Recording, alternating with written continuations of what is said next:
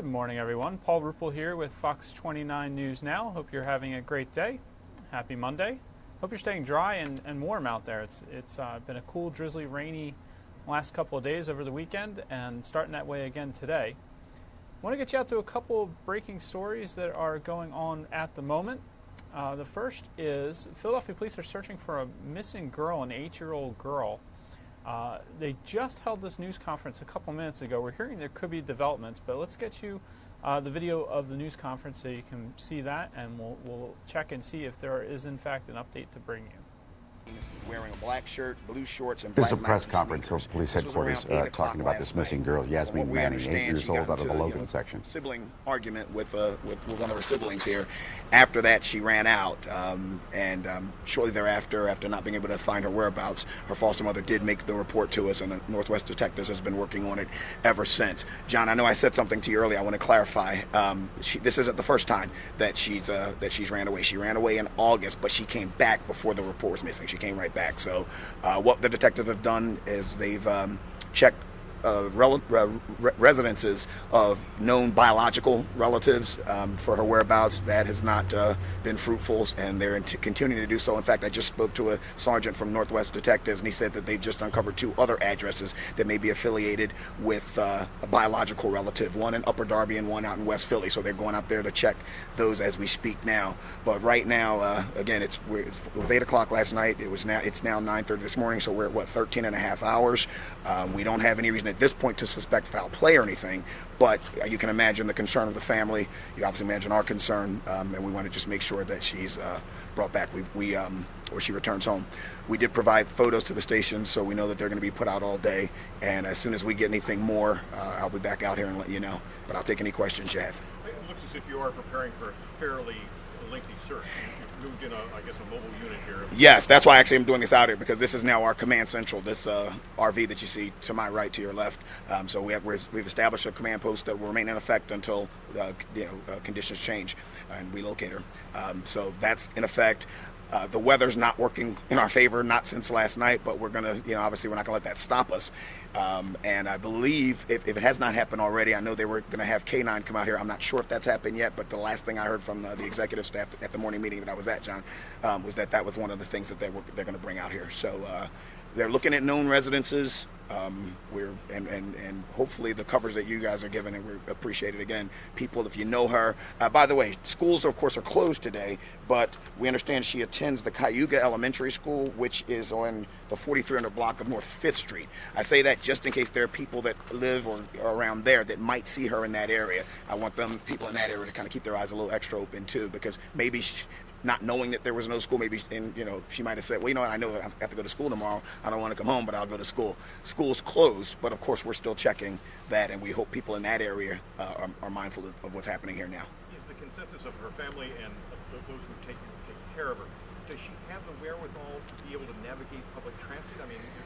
I don't know. I don't want to discount it, because I've seen kids younger that are able to get around, and also because she does have addresses affiliated with her or her biological family in other areas of the city. She may, John, know, at least roughly how to get from one area to the other. That in mind, one of the first things that the detectives did do was notify SEPTA, so they've been a great help with us to make sure that not only in their I think we got the gist of this. We've been following it all morning. She's 8 years old. Last seen at about 8 o'clock yesterday evening on Warnock. Again, you were watching a news conference with Philadelphia police talking about a missing 8-year-old girl. We're hearing there may be a development in this case, that she may have been found. We don't have that confirmed just yet. Our photographer out at the scene is hearing there may be development, so we will keep you posted and let you know if we're still streaming, how that has turned out. Sorry to be looking away from the camera, but trying to get you. Again, this was missing 8-year-old Yasmin Manning, who went missing from the 5200 block of Warnock Street in the Logan section of the city. She's believed to be wearing a black shirt, blue shorts, and black Nike sneakers. And again, police are looking for her. We're hearing there may have been a development that she may have turned up. If we get more information on that, we will bring it to you live. Another story we're following, this one's from out west, the western part of the state. This is a gas explosion that's occurred in western Pennsylvania, and it's spurred evacuations. Don't have any video to show you on this right now. The authorities are holding a news conference at the moment, so let's take you there live and listen in on what's happening. I'm also recording this so I can roll back some of the beginning of it for you. We no longer need to. Any other questions? So if we could do this again about noon, I'm going to guess. I know we're going live at noon. Yeah, we got to. Can you make it maybe 12:30? That's sure. Later's better. Okay. We're all going to do noon live shots.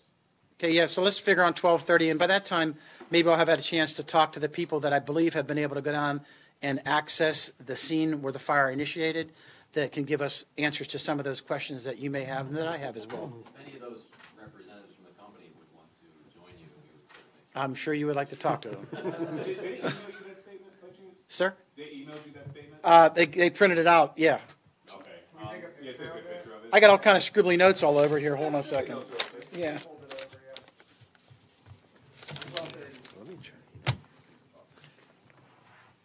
Thank you, guys.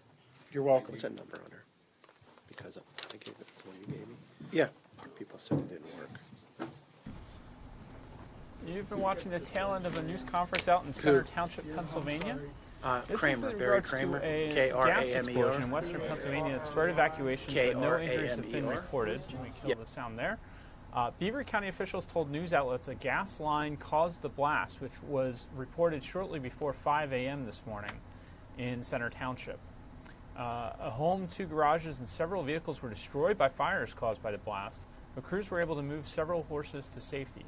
This is according to the Associated Press. Witnesses reported hearing a loud boom and an orange glow filling the sky. Let's show you video from near the beginning of this news conference. We'll get that set up for you. This was one of the officials from Center Township talking about what's occurring there in their township. On scene with residents still at our fire hall, and we are determining when we can get those displaced people back into their residence on Ivy Lane and Pine Street. People's gas, even though it's not associated with their line, they are checking all the meters of those homes that were displaced before we can make sure it's safe for them to go back into their homes. There has been some power that has been out, and that power may or may not be related to the fire. We have had 6 high-tension towers collapse, likely subsequent to the fire. We don't know if it happened before or after. We believe it happened after the fire. So as a result of those high-tension wires being down, about 1,500 people throughout this region, not necessarily Center Township, have lost power. We are not sure when that power will be restored.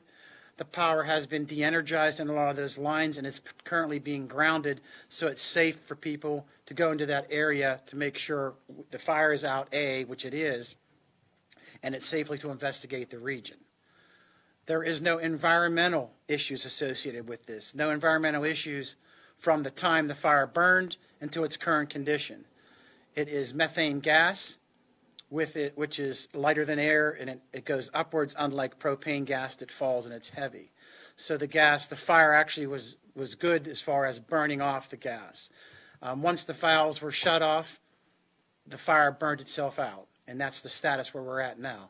The other issue that compounded it, of course, was the power lines that have gone down, probably related to the fire, but we don't know that for sure. So we have investigators now on scene getting preliminary data, and as that information comes in, we'll probably have more to update you at noon. There is a 1-800 number that people can call related to the pipeline. This would be people that have been displaced. This is people that have had property damage. This is the number for the energy transfer. It's 1-800-445-5846.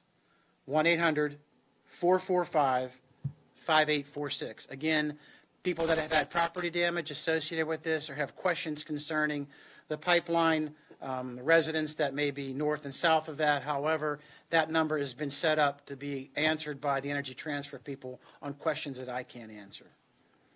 When will it be safe to return to the region? We have Broadhead Road is now reopened. We're looking at when we can reopen 376, so we're certain that those power lines aren't a threat to traffic on either direction on 376. So I think I've covered all that I have, and I have, again, my panel up here, our emergency management coordinator, Tim Fierch, to my right, the 911 Center, director of the 911 Center, Eric Brewer, to my left, and to my far left is our fire chief, Bill Brucker. So any questions that you have I can't answer, we'll do the same as this morning. Which one was it that we opened? Broadhead. Broadhead. And, go ahead. I was going to say, and then how many people were without power? Estimation from the 911 Center is about 1,500, some in Aliquippa, some center, throughout the region. And we don't know if that's related to the storm flooded basements or it's probably related to the power lines that have come down, but we don't know what areas those power lines are servicing, if they might just be transferring energy. What has the response been so far from the gas line company? I know we were independently trying to reach out and see if they had anything further to say. Have they spoken to any of you guys directly? Yes. What have they said so far? Well, they're the ones that gave me the 800 number, and I can read you their press release if you would like. Sure. We did experience an incident this morning on a 24-inch natural gas gathering line in Beaver County, PA. There were no injuries.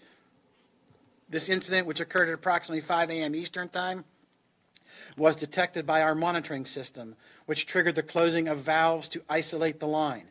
By 7 a.m., the fire on the pipeline had extinguished itself.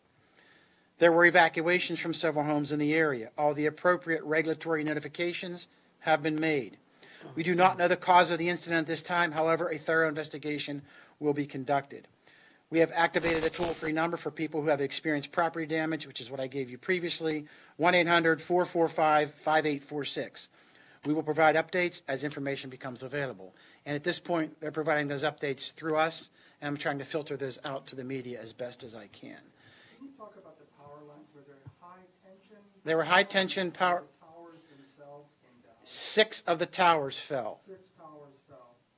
That we can confirm at this point. Possibly related to the fire. It could very well be related to the fire, and we don't know if one tower fell related to something that pulled the other lines down.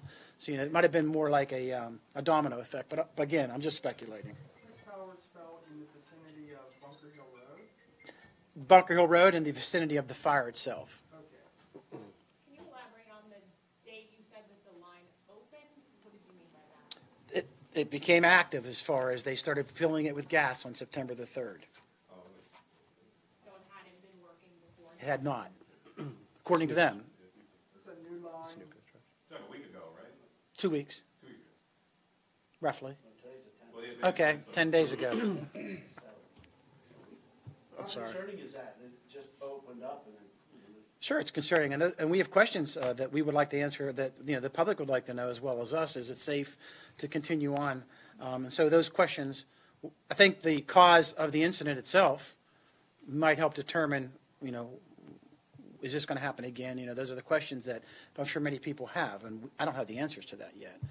I know this incident is under control currently, and it appears to be very stable, but we don't know the cause yet, and I don't know anything about how the lines are constructed and any of that. Those are questions that perhaps the company will need to answer. Again, you have been watching a replay of a news conference from Western Pennsylvania where a gas explosion rocked a community, Center, Pennsylvania. Authorities say it was a gas explosion that spurred evacuations after the fire and explosion, but no injuries have been reported. Beaver County officials say that this blast was reported shortly after 5 a.m. You heard the gentleman here from Center Township talking about methane gas release. Witnesses reported hearing a loud boom and orange glow filling the sky, and around 30 homes were evacuated as a precaution. And the local school district canceled all classes, the Associated Press is reporting. So at least one interstate was also, the eastbound lanes of Interstate 376 was closed in the area after power lines fell across the highway. So large incident there. Fortunately, it sounds like no one has been hurt, but that was a news conference from this morning from Center Township. Let's get you to one of the big stories affecting our area. Let's take a live look at Cape May, New Jersey. See the heavy surf there? the remnants of Tropical Storm Gordon are affecting our area. They've been bringing heavy rain for the last couple days. Some areas have received more than an inch of rain. It's wiped out a lot of weekend activities, a lot of soccer and other football events. Right now, we're also tracking in the tropics Hurricane Florence. Let's show you the current track right now. Hurricane Florence is in the Atlantic, and model consensus seems to be bringing it towards North Carolina at the moment. You can see that cone of uncertainty right now extends from South Carolina up to about the Chesapeake Bay, Virginia. But most of the models show it trending towards North Carolina later this week, early Friday morning at the moment. Late Thursday, early Friday. And it could be a major hurricane at that point. You see it's a 4 on the screen and a 3 later on. I believe a 4 is 150 mile an hour winds. You see there the 3, once it's onshore, might drop to about 115. One of the major causes of concern also is that it could be stalling there and dropping large amounts of rain just off the coast of North Carolina. So let's get a live look at our conditions here in the Philadelphia area right now. You can see we're getting a little bit of a drier morning than we've had over the weekend. Heavier rain kind of passing to our north and west. Areas that frankly don't need much more rain. They've had deluges over and over again this summer, it seems like, well above their average rainfall totals. You see that's passing through central Pennsylvania on its way up into New York. But we certainly got our share of rain over the weekend, and in some places again this morning. And current temperatures, it's in the low 60s, low to mid 60s right now in Philadelphia. Warmer at the shore, but 50 still in the Lehigh Valley and Berks County, and 48 in Mount Pocono. Haven't seen the 40s in a while on here. Haven't seen that green color color for the lower temperatures on this. Let's take a live look outside our studios here, Old City.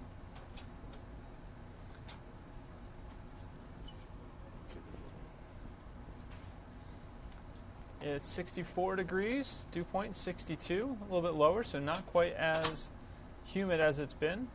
Winds out of the east at 13 miles an hour, so it is quite breezy. Not as sticky as it has been, certainly cooler. 64 is a much lower temperature than we've been bringing you in this hour several mornings this summer. Oops, put that over a black background there. There we go. Now you can see the Old City in the background. Not too much rain falling here right now.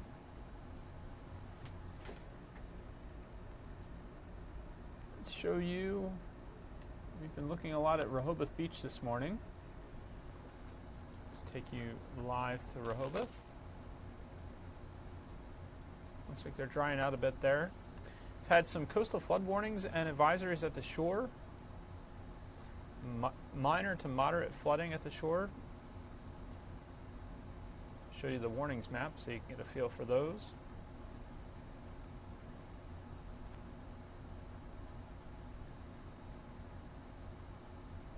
Watches and warnings across the area.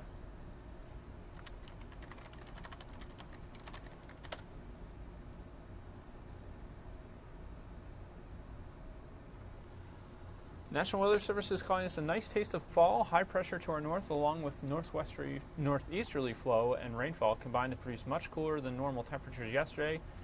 Many record coolest high temps were set across our area as a result. Allentown 58, Atlantic City 67, Mount Pocono 51, Philadelphia 61, Reading 59, Trenton 61, and Wilmington 62. Those were all records. Philadelphia tied a record, and Mount Pocono and Allentown as well. Those were ties. No, Philadelphia tied. Mount Pocono was a new record, and so was Allentown. So some of those records are from the 40s Philadelphia tied the record from 1880 at 61 degrees for a high yesterday. So, just so you know how outside the norm that temperature is. Here's that look at Rehoboth again. As we track Hurricane Florence, here's track 1. Stronger high forces the storm south, rough surf, and dangerous rip currents. That would put it, looks like, closer to that North Carolina, South Carolina border. Track 2 would bring it further up the coast. So we're certainly watching the latest from the National Hurricane Center to get you the information we can about where Florence may be headed. Too early to start worrying for our area about other than rip currents and rain, but we'll keep you posted as far as what the wind forecast is and more. Here are some of your rain totals from yesterday. You see Philadelphia picked up more than 1.75 inches. Pottstown 1.5 inches. Atlantic City more than 1.5 inches. And then so far today, some places, Atlantic City's already picked up over 3/4 of an inch. Philadelphia over 1/4 inch. Reading over 1/3 of an inch. Mount Holly, New Jersey, 1/2 inch. Here's your current temperatures again. Let's show you the northeast, or U.S. temperatures. Here we go. 87, 84 down in Florida, 85 in New Orleans, 80s in Vegas, and 86 in Phoenix. But the rest of the country is pretty cool in the 60s, 50s. And cooled off by those remnants of Tropical Storm Gordon.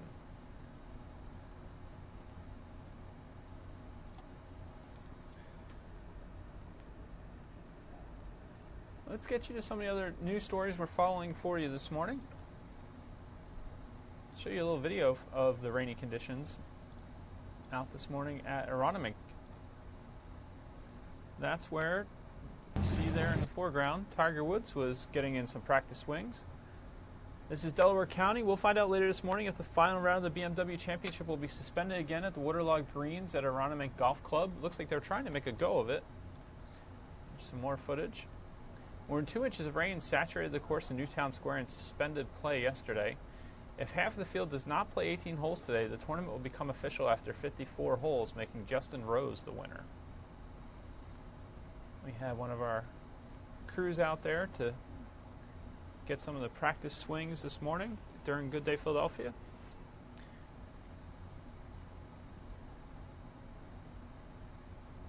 Let's watch Tiger hit one of those off the tee there.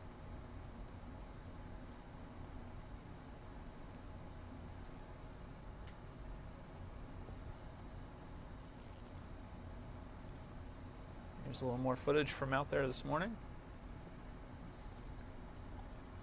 So hopefully they'll be able to get 18 holes in today for at least half the field. Continue to play. Want the tournament, or if it doesn't happen, the tournament becomes official after 54 holes, and again, Justin Rose would be the winner.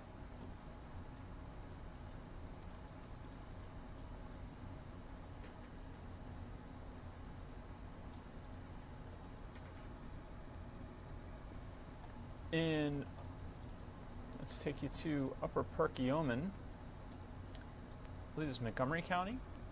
It's not the weather, but potentially toxic mold prompting Montgomery County officials to cancel classes.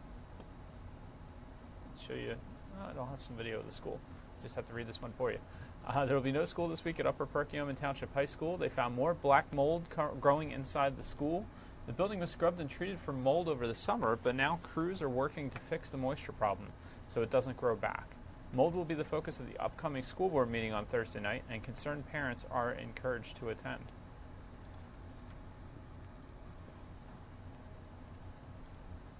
The man suspected of murdering a woman in her Ardmore apartment last month is expected in court this morning.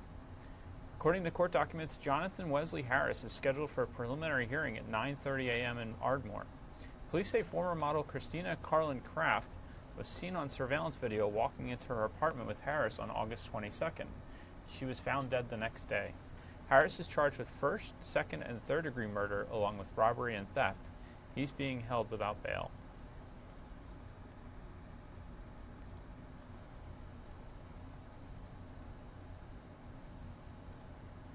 In national news, the White House is bracing for tomorrow's 9/11 release of journalist Bob Woodward's scathing book on the Trump administration.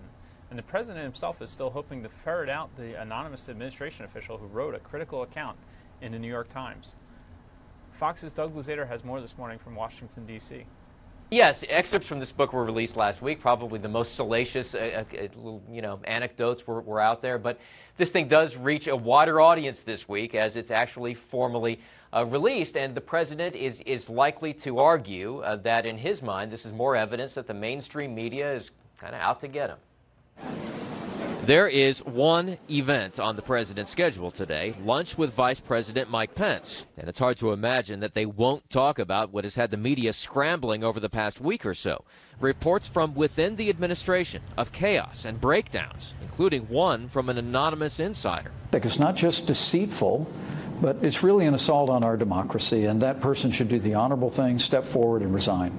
The vice president and others within the administration defend the president, but other Republicans are growing concerned. But it's pretty clear that this White House is a reality show, soap opera presidency. And it's impossible to ignore the midterm elections that are now just about 2 months away. And the resistance is mounting, with President Obama now on the campaign trail.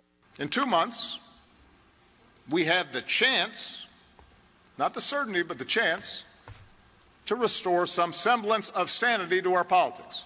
But with control of Congress hanging in the balance, the Democratic playbook may have to go beyond just the president. You got to talk about the issues. We're not going to win this election being anti-Trump. We got to talk about what we're for. And that, I think, is going to be very important for November. Yeah, and look, voter turnout is always tough to predict on midterm elections. Generally, it's pretty low. But look, there are a lot of fired up voters this time around who clearly want to send a message to the administration. On the other hand, there may be a lot of voters who are kind of fed up with all the political bickering and may decide to stay home. It is going to be an unpredictable midterm election. Again, that was Doug Luzader reporting from Washington with the latest on the Woodward book. Let's get you some business news. Embattled CBS chief Les Moonves steps down. Fox Business Network's Hillary Vaughn has more in today's Morning Business Outlook. The market's still uneasy after the president promised more tariffs on Chinese goods. The Dow falling 79 points, closing at 25,916. The Nasdaq losing 20 points, closing at 7,902. And the S&P 500 dropping 6 points, closing at 2,871. The head of CBS is heading out the door. Les Moonves, the chairman and CEO of CBS, is leaving after 6 more women accused Moonves of sexual harassment, assault, and violence. Moonves has already been under fire for previous allegations, and his future at the company was uncertain. This new wave of accusations was the final straw for the board that appointed COO Joseph Ianniello to fill Moonves' spot until a permanent chairman can be found. The company also will donate $20 million to organizations that support the Me Too movement. President Trump is putting pressure on Apple to make their products in the U.S. after the company came out criticizing the latest round of $200 billion tariffs on Chinese tech. They say that will bump prices for consumers on popular products like the Apple Watch and Apple's wireless headphones. Trump tweeting over the weekend that Apple should make everything in the U.S. Apple already has manufacturing operations in 30 states around the U.S. and employs 80,000 workers. That's business. For more, log on to foxbusiness.com. In New York, I'm Hillary Vaughn. That was Fox's Hillary Vaughn with transition all the way there. That was Fox's Hillary Vaughn with the latest business news for you. Let's take a live look at the stock market.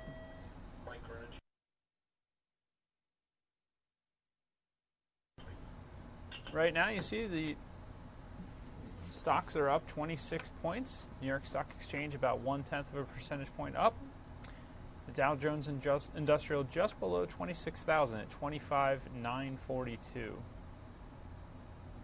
So we'll keep an eye on that.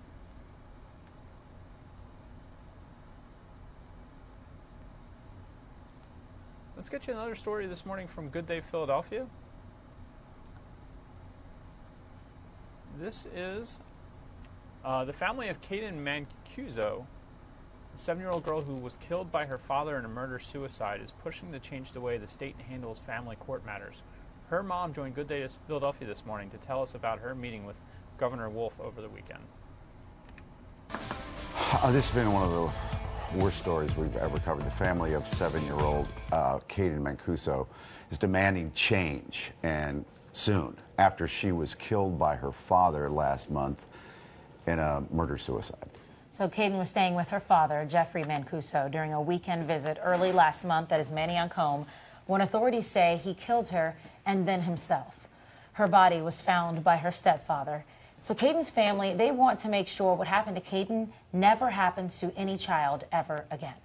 So on Friday, Caden's family met with Governor Wolf. They're seeking legislation that would better protect children from parents with documented histories of abusive behavior. It's called Caden's Law, and it would prohibit a parent who has shown violent behavior from having unsupervised visits with the child in custody battles, even if the parent had not previously abused the child. Caden's mom is sitting right here with us. Hi, Kathy. Hi. Thank you for coming in. You are one strong woman. You certainly are. Thank you. I'm not sure I could put one foot in front of the other after what you've been through. Were you happy with the meeting with the governor's people? And you met the governor a little Yes. bit. Yeah, they were very receptive. And I think, what was your goal when you went there? honestly, just to have people actually listen to us. So many people have not listened to me along the way, and it was nice to actually have people like sit down, see where something went wrong, and actually try to move forward. Was there? You feared this man. Did you ever fear that he would do harm to Caden? No, no. I didn't. I mean, I thought he had enough love for her not to actually do that. To do that to his own child. No. Do you think it happened because he's trying to hurt you? Yeah. And using her to do that. Oh yeah. And so with Caden's Law, then, is that the key then? Because when it comes to the supervised visits versus unsupervised visits, was it the fact that he just never been violent toward Caden, and that's why the judge was like, well, he doesn't need to be supervised? Yeah. Behavior breeds behavior. I mean, his history was long enough for anyone to see that there was a problem here. He didn't belong around anyone in society. He actually probably belonged in a mental institution. Like, he did not. Extremely violent. I mean, extremely violent, his behavior. I mean, there were signs for his whole life. So, but the judge was told about those signs, right? Absolutely. So what's... By experts. By experts? Experts. Multiple experts, multiple expert testimony, multiple people, character witnesses. I mean, it was the file, I'm not kidding, it was like probably thousands and thousands of pages worth of information that was just basically ignored. So was that one of the things you were trying to get to the governor and his people to help with? Just compliance after an evaluation? Absolutely. I mean, if you have people that are submitting their expert opinions, why would you ignore it? You know, I work in a medical field. If you consulted a neurologist and a cardiologist and they submitted their expert opinions, would you just ignore them? It just doesn't make sense. Did you get into qualifications of judges too? Is that going to be discussed? We did discuss that because honestly this judge had absolutely no experience in the family law side of it whatsoever. Yeah, what are the qualifications that you would strive for then? At least have some experience in your field. If you're going to be handling family law and you're going to be making decisions on people's lives, children's lives, you should have at least a little bit of experience in your field, not just a real estate lawyer. So it sounds like it's focusing on the history, when it comes to violent history of the person involved. Then we're also focusing on the judge. And what other factors are there with Caden's Law? You mean by the judges, or what our points were? I guess we were saying that children should have an advocate in court. That's it. Someone, if you don't want to believe mom or dad, at least have someone there for the child, saying like, okay, a lot of parents fight. It's not about someone that. Independent someone, of. because, your judges, they tend to believe mom or dad or whoever has a better lawyer. It comes down to like a lot of things in court. Someone just there advocating for the child. Did Caden ever come to you and say she was scared of you? Yes, absolutely. And the judge was told that too? Yeah, it was all. Caden does not want to be with him. She said that she didn't want to be with him that many days. That was her exact words to the evaluator. It was too many days. In the report. She knew. She knew. But the thing is when she reported any like overt threats to me, there was nothing I could do because Child Protective Services, if you ever call them, they'll say, is this child being neglected or abused? Well, I couldn't prove that. But I knew that there was, she was afraid. She really was. And I was forced by a court order to drop her off. He had called the police on me like 50 times. Doing well checks at my house alone. Yeah. Literally. You're amazing. How are you dealing with all this? Not well. Yeah. What's it been like? It's been awful. She was my best friend. I miss her, and it doesn't feel real. I think that I'm still in denial. I think that's probably the only way I get through this day. Like, it just doesn't feel real yet. But I think it's also that you're fighting for other children as well and using her memory to do that. Yeah, a lot of people have a lot of things to say. I mean, I'm not a lawmaker here. You know, I'm just trying to get, you know, doing something versus doing nothing. My child's already gone. You know, it's not like the odds of this ever happening to me again are very slim. It's I'm fighting for, you know, hope to God this never happens to another child. Yeah. You know? And did they say the likelihood, or so we know there are other similar efforts that have been you know, put forth that haven't really made much progress. Are you hopeful then that this might be different? This might be the change they need to see? We can't sit around doing. Everyone wants to say how, you know, bad my points were and all this other stuff. Well, if you would like all to sit down, we can all have a discussion. I mean, when anything goes wrong, say even in a hospital, we sit down, we look at what's wrong, and we try to fix it. Well, but nobody wants to take any accountability for it. So how can you move forward if you don't accept that anything went wrong? This case is so egregious. I think it just might get something done this time. I hope so. And thanks to you. I hope. Hang in there. Thank you. Thank you for being so strong. Thank you, guys. We'll be right back. There you see a mother trying to turn tremendous sadness into something that can benefit other children in similar situations as her daughter before she lost her life. That was Caden Mancuso's family, a 7-year-old girl who was killed by her father in a murder-suicide. Her mother talking about her efforts to get legislation that would help families in a similar situation. She met with Governor Wolf on Friday, talking a little bit about that and what the legislation would do. Let's take you to, this is another story we had from Good Day Philadelphia this morning. This is another way that you can help. Challenge accepted. A local Eagles fan wants to give our Howard Eskin a run for his money and learn how you too can get involved in raising money for the Eagles Autism Challenge. You got it down. You got it down. That's great. Well, the reason why he was wearing this helmet is because the Eagles Autism Challenge happened, and it raised, we can now say, $2.5 million in their first year, which is amazing. Supporters didn't let the rain keep them home when it was time for the big race. And this was back in May. Oh, yeah. And this video was given us by the Philadelphia Eagles, and we're excited to show it to you.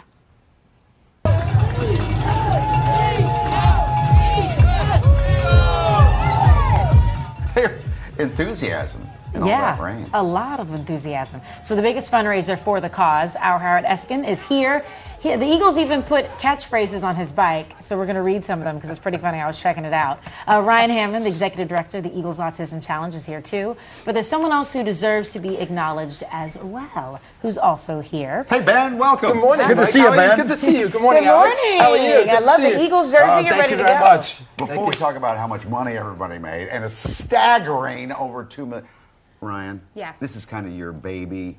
Explain what it is. Absolutely. So the Eagles Autism Challenge really was born through our owner, Jeffrey Lurie's vision.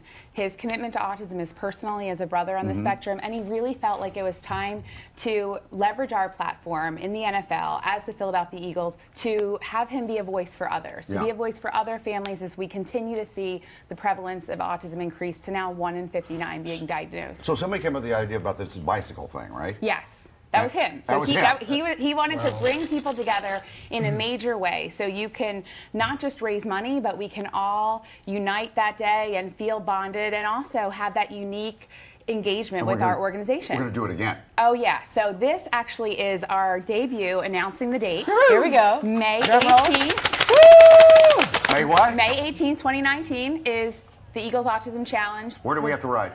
You will start all of the events and end crossing the 50-yard line at Lincoln Financial Field. So cool. And, you know, our partners are back, so this event is presented by Lincoln. Couldn't happen without their investment. And then Wawa actually is our partner for the ride. So I love it. We have the Junior, which is 15 miles, the Shorty, that is 30 miles, and then the Classic is a 50-mile ride. It's making me hungry. I know. And then, you know, Five Below is our 5K sponsor, and then we actually added a sensory walk for families who that 5K distance might be a little challenging, or, you know, bringing that drum line as you enter the stadium. So now there's more of a quiet, sensory Well, now we don't walk have time for families. Howard and Ben. So thanks, Ryan, for coming in. We had to hear all the details. I Come know. on. How much money did you raise? I raised $7,000 last year. Hello! Yeah. Now, how did you do that? Were you just asking everybody, give me some money? Yeah, I was talking to everybody, making sure if everybody can donate. One of them was Olive Garden, and it was pretty incredible. That's neat. That's neat. Howard, what did you do? How many? $126,345. Well, but it's the not done people. yet. No, Ryan is relentless. She's already got me up to $500,000 over 3 years. She's nuts. But the reality is, so many people help. Now, and Alex and I talked about it. Mike Trout, a sizable donation. Kobe Bryant, a sizable donation. I know these people. Yeah. Larry Fitzgerald, the Hall of Fame wide receiver, is still playing with Arizona.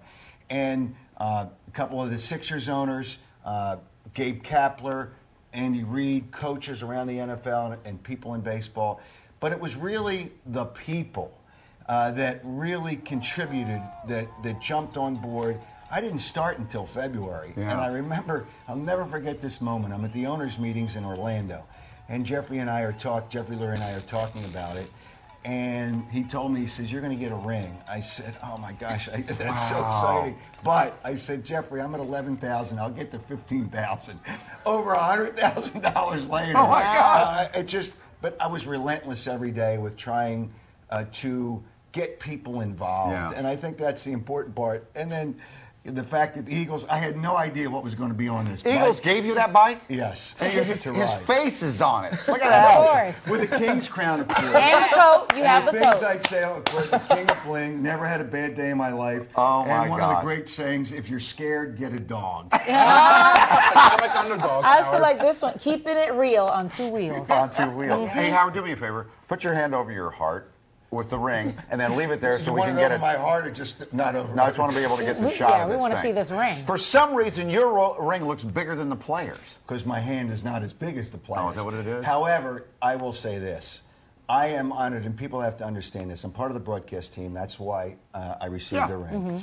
But I am so honored, and so many people were involved in not just the autism ride, but in winning a Super Bowl. Yeah. But I'm honored, and people. This ring has taken probably close to 4,000 pictures now, and it makes people. It's unbelievable how happy it makes people. They waited their whole lives. It's just unbelievable. And the people that did the bike, this bike was sitting out. It's guys' bicycles on Street Road in Ben Salem. This bike was sitting there, and people were taking pictures with the bike. With the bike, yeah. It's crazy. Hey, Ben, I want to thank you for doing this, too. You're going to ride again next year, next May? I will do that. I would be honored to. That'd be great. No rain and no cold, please. But either way, we'll be out there, rain or shine, right? Ryan, you want to close? So to anyone else who raises $100,000, like Howard, we will make them a personalized bike as well. So that has been added into the incentives this year to help drive in fundraising. So, now that we have someone that's doing it, we know it's possible. Well, maybe Alex and I will do it. A bicycle built for 2. There we go. I would love it. Thank you all very much. Thank you so much. Thank All right, you. year 2, we're getting ready for it. Here we go. Congratulations, Ben. 822, Fashion Week feud. You hear? Hello again, Paul Ripple here with Fox 29 News Now. I want to get you to a breaking news story that has just come in.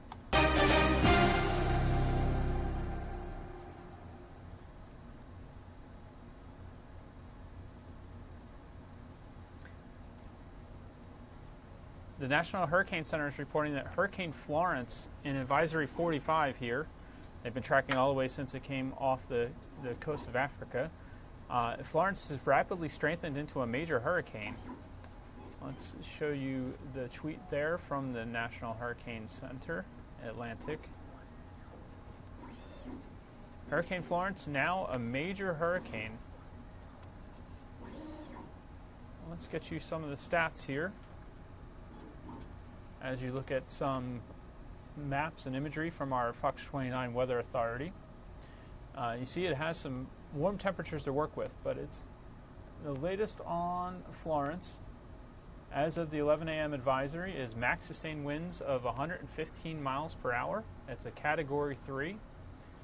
Minimum central pressure is down to 962 millibars, and it's moving west at 11 knots. There's some radar imagery. You can see the rotation.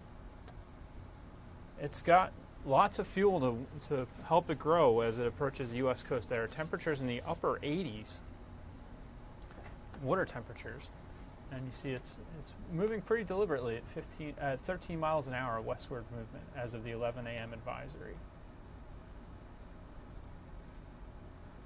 I don't see any warnings yet, tropical storm, hurricane, or otherwise, for the U.S. coast. Still, of course, a couple days away from what's expected to be an East Coast landfall, but that's where all the models are taking it at the moment. They also expect it to be a major hurricane when that happens. Looks like early morning Friday, late Thursday, early morning Friday is the current timing for this.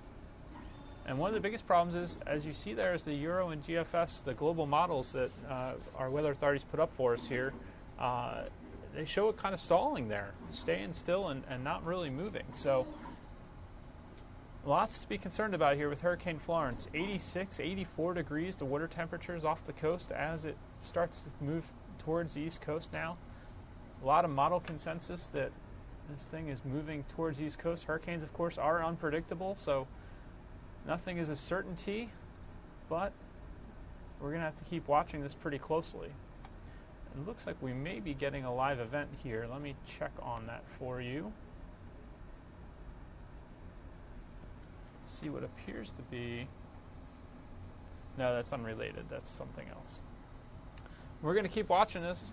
Here is another look at Hurricane Florence. 115 miles an hour winds. Pressure at 962 millibars. Still close to 400 miles off the coast. Expected to weaken once it comes on shore, but it's going to bring a lot of rain. Seen estimates of over 10 inches of rain for some parts of North Carolina on the current path.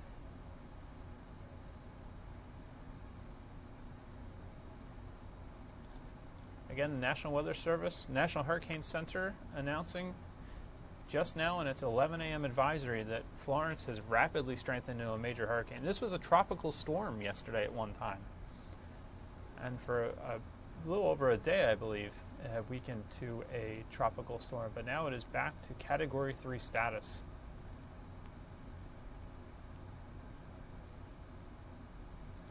We'll continue to watch that. Bring you the latest as it comes in. Let's get one more look at the radar there. It's an impressive looking storm. The eye and the outer bands with a lot of convection there. Heavy rainfall. It's just out over the ocean right now, but heading towards the East Coast at this time. That's where the models are projecting it's going to go.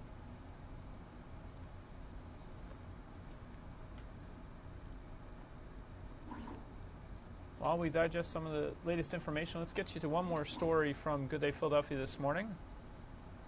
One of the reasons I love Good Day is it does cover such a wide range of issues. You went from the push for legislation to in the memory of a young girl who was a victim of domestic violence to a way that you can help, that being the Eagles Autism event.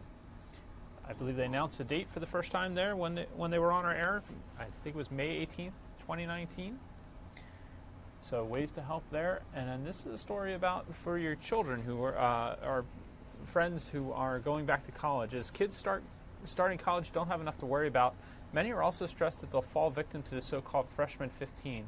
The idea that new students pack on the pounds in the midst of their newfound independence. The new Netflix show Insatiable got a lot of people talking about body shaming. Dr. Samantha DeCaro with the Renfro Center of Philadelphia, which helps those with eating disorders, joined Good Day this morning. She came to help talk us through this. Let's show you a little bit from her interview this morning. Dr. Samantha is back. Dr. Samantha DeCaro, by the way. The Renfro Center. That's it, Renfro. Yes. I always get that wrong. You're a psychologist. Yes. I know that you've dealt with a lot of eating disorders and stuff like that. But the freshman, you put on 15 pounds when you go away to school, okay? Is that an eating disorder?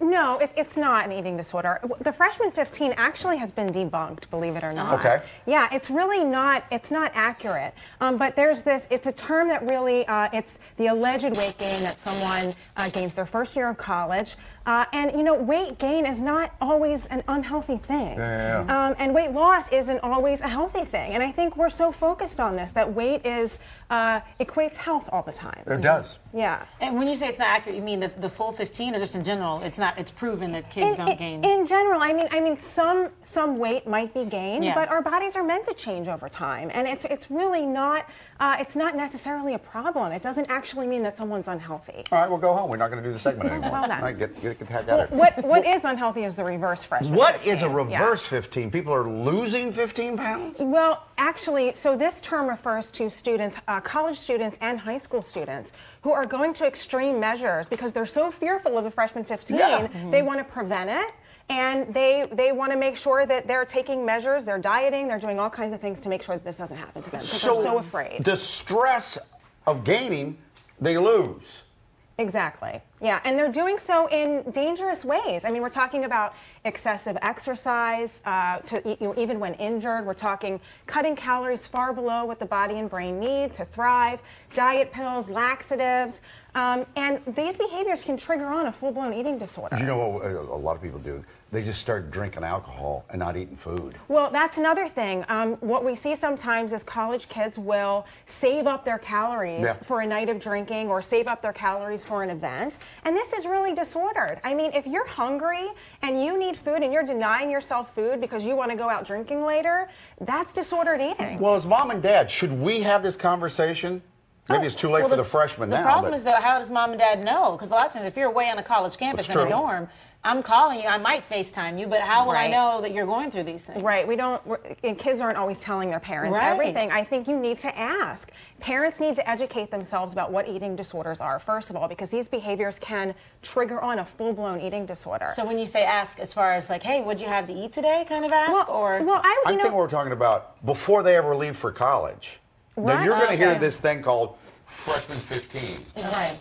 And then having a full-blown discussion about it. Right. I think actually the most powerful things parents can do is examine your own attitudes and beliefs about food and your body. Because your kids are going to take that in and they're going to interpret that a certain way, and that's going to affect their behaviors. But absolutely, parents should be talking to their kids about listening to your body. When you're hungry, eat, nourish yourself, eat a wide variety of foods, exercise because it feels good. Right.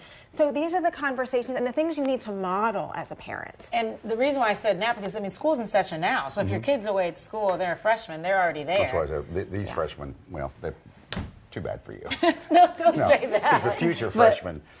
Well, I think also it's really important for parents to check in with their kids, make sure that they can access and they know how to access the resources on campus, like counseling centers. There's therapists there that can help, and if there is a problem, they can refer out for more specialized treatment. I'm glad you're so passionate about this. this. I am. You're I know. amazing. I do this for a living. Okay, fine. Thank you. Thank you so much. We'll have you back. Yeah. Hey, now I want you to watch this, okay? All right. Back live with you here. Paul Ripple at Fox 29 News Now. I want to get you an update. We're hearing, we talked a little bit about this at the top of the show, but let's get you some video here and let you know what's happening.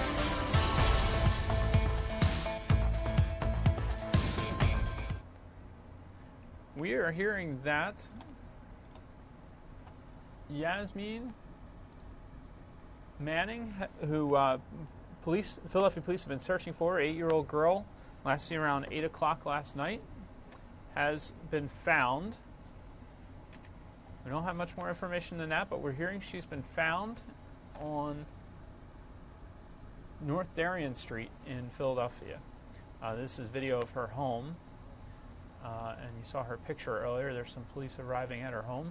But we're hearing that Yasmin Manning has been found on the 4300 block of North Darien.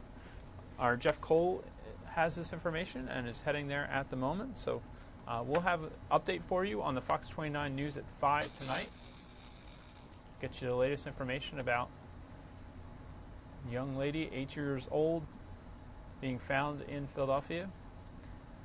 Police said that I believe they said she had a dispute with a family member and then went missing. So hopefully she is safe and sound after being found. And let's get you an update on the weather situation here.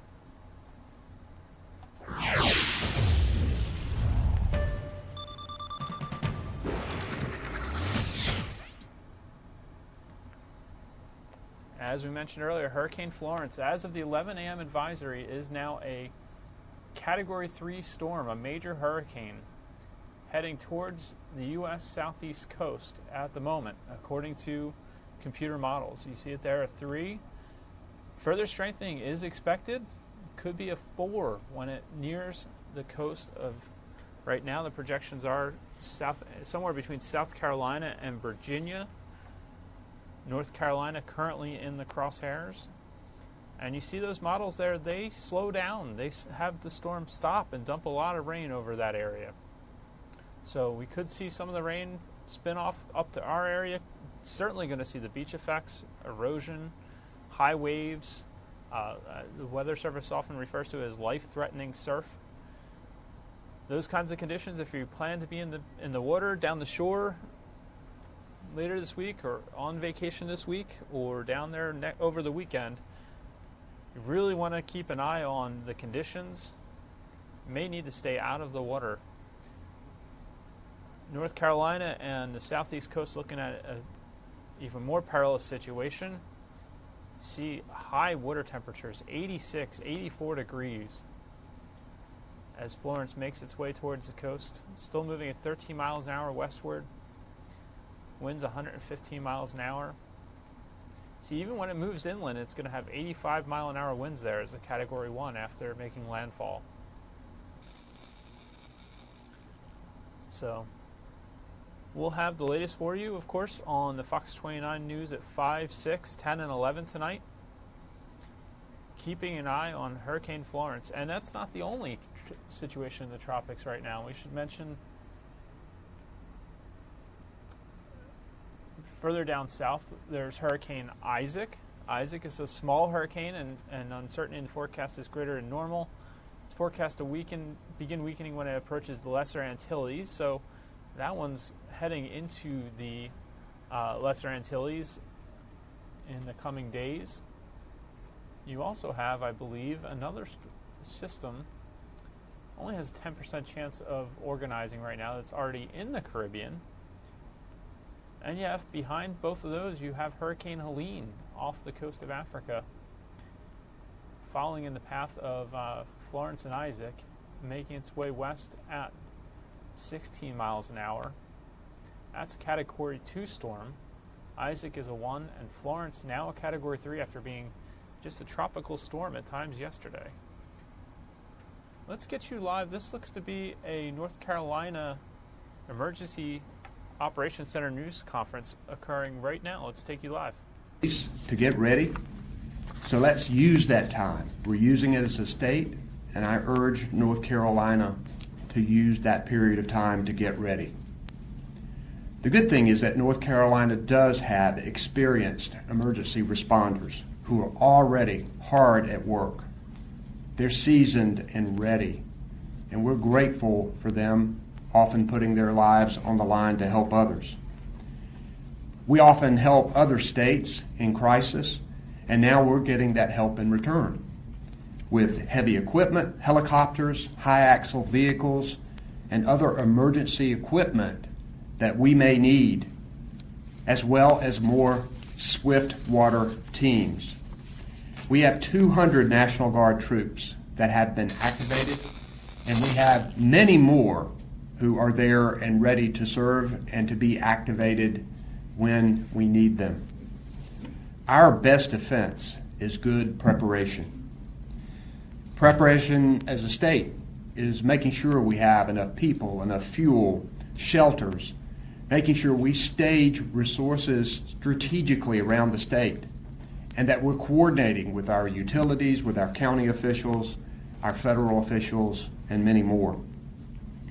Our Emergency Operations Center here has been activated, and we have meteorologists, emergency responders, public health experts, the utilities, the National Guards, critical volunteer groups already on site.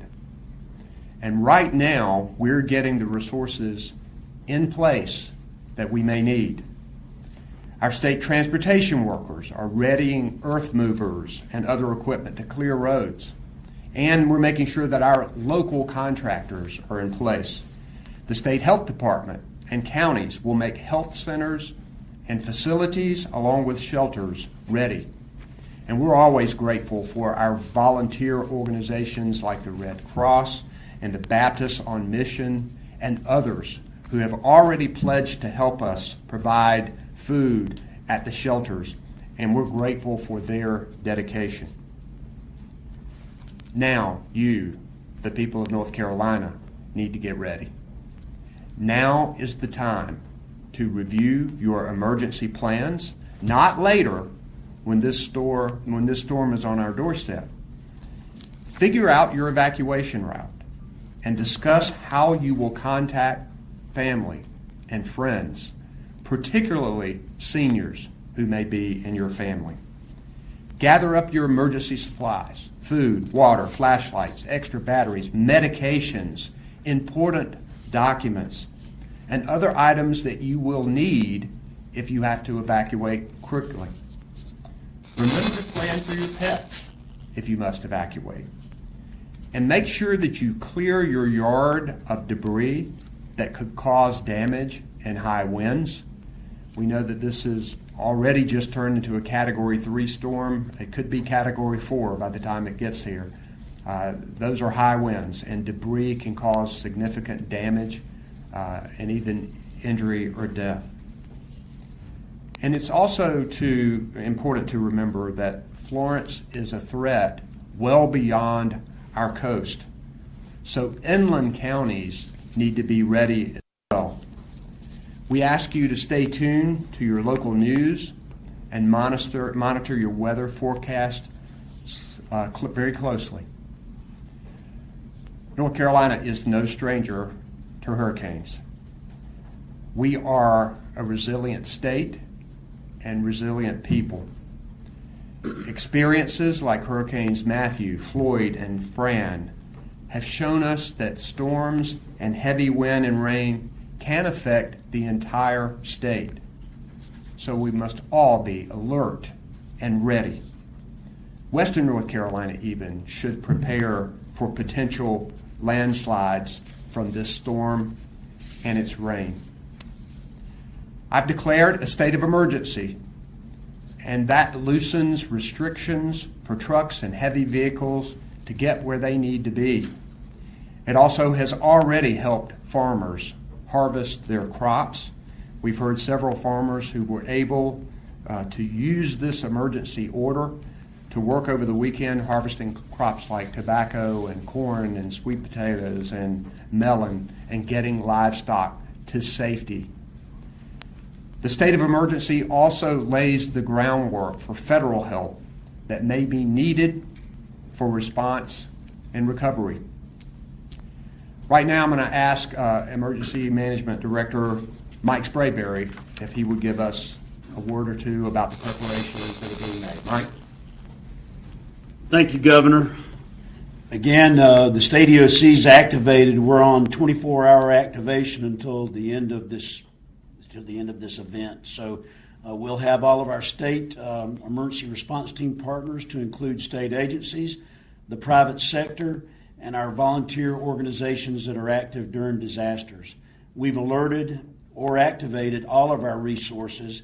We think that this is going to be a statewide event, much like the governor was talking about.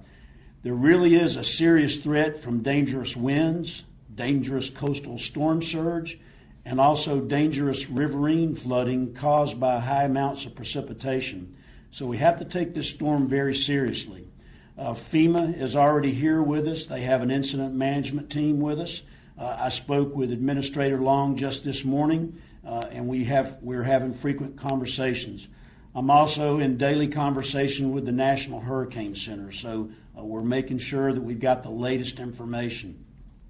I want to tell you also that everyone, and I do mean everyone, needs to download the ReadyNC app on their smartphones. That's going to tell you stuff about evacuations, sheltering, how to build an emergency kit. Really important for everybody to download that app. And then finally, I'd just like to say, Please listen to your local media and please pay attention to what your local officials are telling you. It's very important, especially when those evacuations start getting ordered and moving out to shelters. So thank you very much. So we'll take questions that you might have for any of the experts on stage or for me.